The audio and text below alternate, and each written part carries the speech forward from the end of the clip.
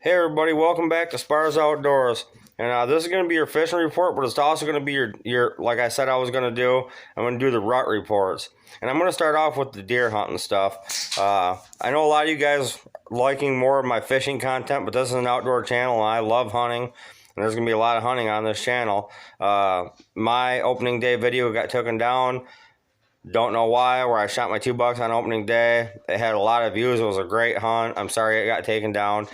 And unfortunately, I deleted the video off my phone and off my SD card, so I can't repost it. I don't know why they took it down, but they did. Anyways, let's just start off with what's going on during the rut. A lot of people got a lot of questions. A lot of guys calling me, asking me questions about this. I had my buddy Dave call me last night saying, hey, when should I do an all-day set? I typically don't do all-day sets unless there's one factor where I'll do an all-day set. I will only do an all-day set if I see the same buck with the same doe following her for 4 or 5 consistent days, because I know that that doe is at her peak where she's ready to stand there and let that buck breed her, which she'll only do that for 6 to 7 days tops. So if there's a mature buck following that same doe every day, I know that he's locked on to a very hot doe that is ready to be bred, and that's where I'll hunt all-day sets. I typically don't do them though. Most of the time in Michigan, any other state, but I'm not an out-of-state hunter, so I can only speak for Michigan, but I know a lot of guys out of state, very good hunters. Some of the top names you can imagine I talk to all the time. Iowa, Illinois, Kentucky, it's all the same thing. The rut happens the same time every year in every state. Now, right now is what I consider pre-rut. A lot of guys will say, oh no, I've seen them chasing hard. Yep, that's pre-rut. Just because you see bucks chasing does very hard, it's pre-rut. Until you see them does not running as hard from them deer and kind of stand there and let them get closer and closer without bumping away or actually running and the chase is on, it's pre-rut. You guys need to realize that. But the main question I get asked is when rut's going to start. Same time of the year every year. So when you've had your camera, you know, your trail camera photos and your pictures and seeing them yourself visually run those deer, it's going to be the same time of year every year. Right now it's pre-rut. Some people say, well, I've seen bucks trying to mount does already, and then you probably have. I'm not calling you a liar.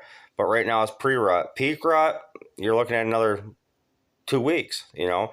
And it sucks to say that because, you know, into that gun season, deer get spooked a lot, but that peak rut happens a lot during gun season, so even later.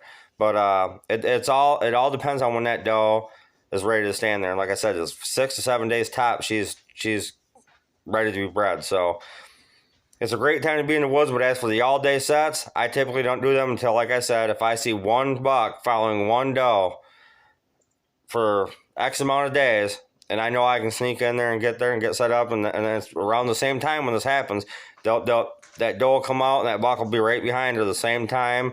You check them trail cam pics. If you're noticing that, then you do your all-day set, you know, if you want. I just go by my SD cards and what I see myself, and if I'm seeing a buck come in with that doe at 1 o'clock, I'll go out at noon, and I'll hunt till 4, you know.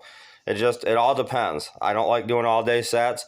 Most of my spots are close to home, so that's always a great benefit. My farthest drive is a 40-minute drive, so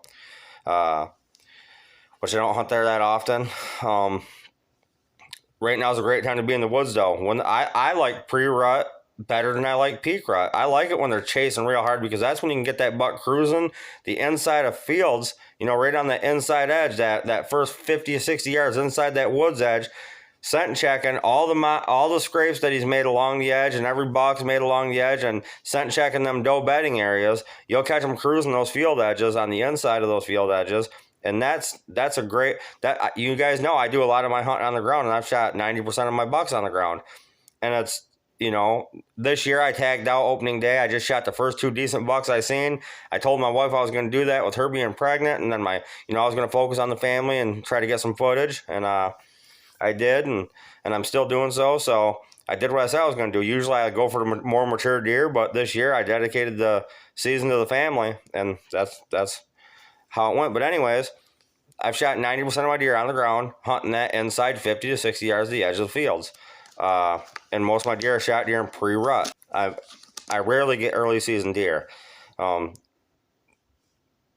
It's that pre-rut. Anywhere I've shot. A lot of you guys that know me personally know I usually shoot a big buck every year on Halloween, and if I don't, I'll shoot a doe. Ever since I've been 13 years old, I've shot a deer every single year on Halloween since I've been 13 years old, and I'll continue to do so. This year, I took 2.5-year-olds, and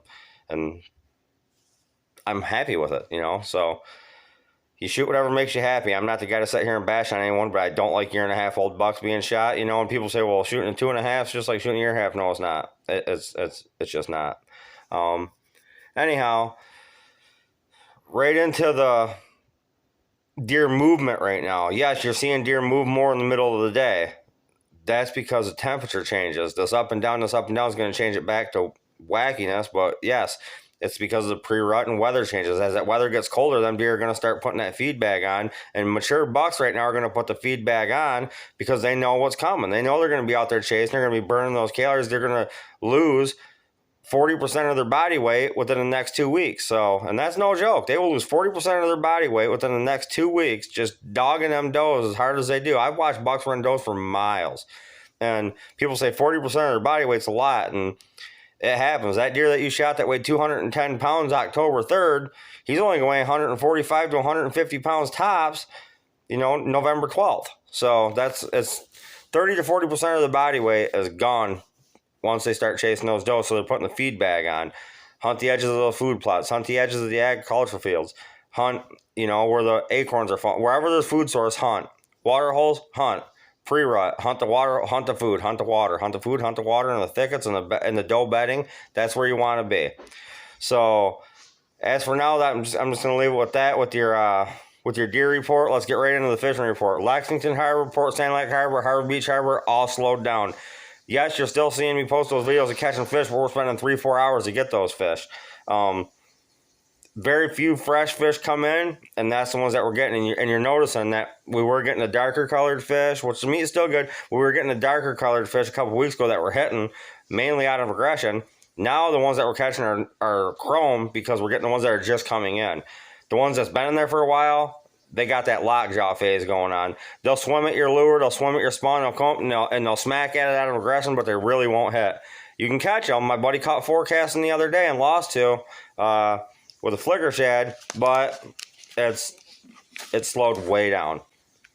I know guys has been there for 5-6 hours the last couple of days and haven't got a fish. You know, one guy got one, so that's starting to slow down. But on a good note, down here in Port Huron along the boardwalk, it's picked up great. There's lake trout, Atlantics, cohos, kings. There's been more kings being caught this year than I've seen in 20 years. My buddy caught 2 kings the other day on a red-eye spoon down there. So, and my son was down in Mill Creek, and he was seeing kings out there. So that's something to go check out. My older brother, Brent Jr., is the first one who's seen him. He looked over the bridge and said, hey, man, there's kings in Black River. So that's a good sign. That's a real good sign. I think silverfish are along the boardwalk along with the walleye. People are getting nice catches of walleye along the boardwalk. And that's using the 2-pound weight with the heavier rods. People casting at Lincoln Park and along Atchison's, they're picking up walleyes. Lincoln Park's been pretty hot. Marysville's been pretty hot. Jigging out in the lake, American and the Canadian side. The Canadian side seems to be a little bit better for the jigging. American side's got fish too, though. If you ain't got your Canadian license, you can still go out there and get your fish. Might take you a little bit longer. My buddies have been hand lining. 10 feet of water.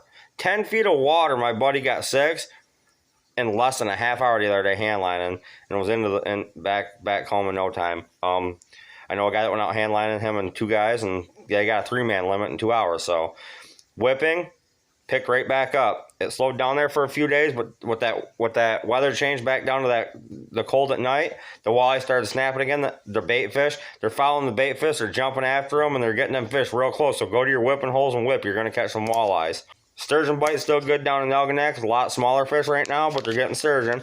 Down in Marine City, they're getting fish jigging down there too. So you can, if you like to fish in Marine City, jigging down there. I don't know much about the area, but I heard from a guy, hey, jigging's good down here, so I'm going to throw that in my report. And the guy that told me that was on one of my links, so I'm going by his report. Don't base this on me. Like I said, I'm going to give you the honest report. So the report that he told me about Marine City, I know nothing about. I'm just going by what that guy told me. I don't fish Marine City much. But down on Lake St. Clair, they're still picking away at perch. They're getting nice numbers of perch. You just got to find them. You got to know your spots. You got to know your holes if you're going to go down there. But, you know, crappies right now in Black River right here in Port Huron, them fall crappies, they're biting, but they're hard to find. They're not in your normal spots. We're big crappie fishermen, so we know all the spots to go, and we're finding them in spots that we've barely ever caught any before. The spots that we usually catch a lot, it's very minimal. There's actually some Atlantic salmon showing up in Black River being caught in Black River. I personally caught one, so just a small one, you know, and it was real dark. I threw it back, but get out there, get the kids fishing. That's your deer and your fishing report for the week, wrapped up all into one. Thanks again for watching Spars Outdoors. Please continue to subscribe, continue to like. It shows me support. It costs you nothing. Help my channel grow. Share my channel with your friends and family. Get them to subscribe. All my giveaways that are going to be coming up again soon. It just gives you guys more entries into those giveaways, man. Good luck.